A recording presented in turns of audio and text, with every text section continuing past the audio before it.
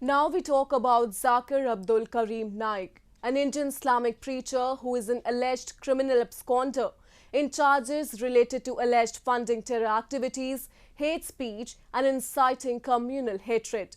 He fled from India in 2016 and now is based in Malaysia. In a major development, Indian intelligence agencies have unearthed the nefarious agenda of a Malaysia-based Rohingya terror outfit which wants to carry out attacks in India. The agencies have intercepted financial transactions made by this group for orchestrating terror strikes in the country. Notably, transactions have been found with links to Dr Zakir Naik. A report. Indian security agencies have alerted that controversial hate preacher Dr Zakir Naik, along with some Rohingya leaders, is planning attacks in India. For this, $2 lakh have been sent from Zakir Naik's bank account. The transaction is being linked to a Chennai-based suspicious Hawala activity. The intelligence report suggests that a woman-led group who has been trained in Myanmar may attempt to infiltrate before December end. Apart from exposing the anti-India alliance of Zakir Naik and Rohingyas, the report has also claimed that members of Popular Front of India, a Kerala-based radical outfit, are also involved in this conspiracy. He is a fundamentalist. He will certainly make all possible efforts on all fronts, in all directions, to keep that kind of sentiments,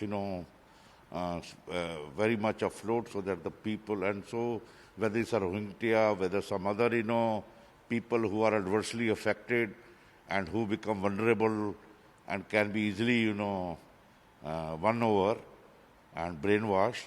So he will continue to do, but to what extent he'll be able to finance, I do not know, because ultimately he also has to get money from, he doesn't have money of his own. He'll have to manage the money from other places. July 26 Dhaka terror attack was the inflection point in Zakir Abdul Karim Naik's life. Within hours, he fled India. One of the bombers involved in the attack had told Bangladeshi investigators that he was influenced by Zakir's preaching through his YouTube channel.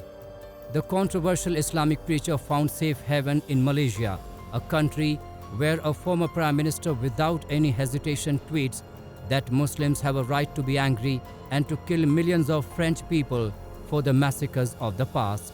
Although Zakir is wanted in India for his links with terror activities and money laundering, Malaysia has refused to extradite the Islamic preacher on the grounds that he might not receive a fair trial. The medical graduate turned hate preacher has been given permanent resident status in India's neighboring country, where his anti-Malaysian Hindu remarks had sparked row last year. Recently, this hate-mongering element had instigated the Gulf countries to put non-Muslim Indians in jail as and when they arrive there in case they insult Islam or the Prophet. He also asked them to create a database of such Indians so that they can be booked when they visit their countries. Although India may step up pressure for his extradition, but his deportation doesn't seem to be an easy task, as he is residing in a country where a public university had declared him as icon of the Islamic world in a university question paper. The complex political nature surrounding Naik is making the extradition difficult. Now the Motiar Muhammad government changed, and now Muhyiddin has come in. And Muhyiddin has now got, again, his party's base is more on the Muslim side, and therefore he is treading very cautiously. He does not want to offend his political base, so he is treading very cautiously on this aspect of extraditing Zakir Naik. However, we are very confident that it will be done, because this man is a controversial man who is already banned in so many countries. Intelligence Bureau on various occasions has alerted that Naik's organization Peace TV and its social handles are engaged in recruiting and radicalizing Muslim youths. Not only that, but the IB reports time and again have exposed that Naik's outfit has close links with the jihadi groups and gets regular funding from the Arab countries for executing the jihadi propaganda in India. Now this criminal absconder, along with some Rohingyas, has aligned with the members of Popular Front of India, an organization which is considered as an offshoot of the banned Students' Islamic Front of India. In the name of uplifting the marginalized and backward sections of the society through various programs, PFI is engaged in various kinds of anti-Indian activities, and this is the reason why it is currently under the National Investigation Agency scanner and is being examined by different agencies in India.